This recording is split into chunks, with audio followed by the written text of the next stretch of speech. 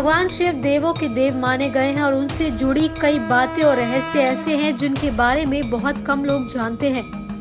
एक ऐसा ही रहस्य 3 अंक का है। भगवान के साथ 3 अंक का जुड़ाव हमेशा ही रहा है। शिव से जुड़े 3 अंक के बारे में शिव पुराण के त्रिपुरदा की कथा से परिचित होना होगा।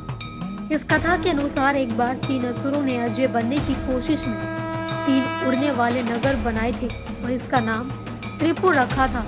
ये तीनों शहर अलग अलग दिशाओं में उड़ते थे, जिससे इस शहर को पाना या वहां तक पहुंचना संभव सा था।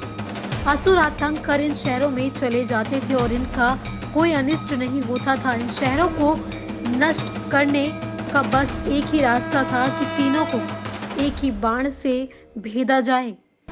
जब एक सीध में आ जाए, मानव ही नहीं देवता भी इन असुरों के आतंक से तंग आ चुके थे।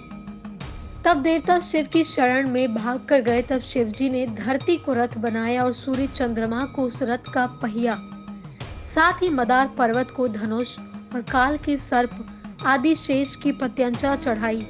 स्वयं विष्णु जी बाण बने और सभी युगों तक इन नगरों का पीछा करते रहे। और एक दिन वह क्षण भी आया जब तीनों नगर एक ही सिद्ध में आ गए। जैसे ही ये हुआ, शिव ने पलक झपकते ही बाण चला दी और तीनों नगर तुरंत ही जलकर राख हो गए। फिर शिव ने उन पुरों की भस्म को अपने शरीर पर लगा लिया, इसलिए शिव जी त्रिपुरी कहे गए। इतना ही नहीं, महादेव के 3 अंक इसलिए भी खास हैं क्योंकि ये त्रिशूल, त्रिनेत्र, त्रिकालदर्शी और बेलपत्र के 3 अंकों को दर्शाता है, जो महादेव को अति प्रिय है।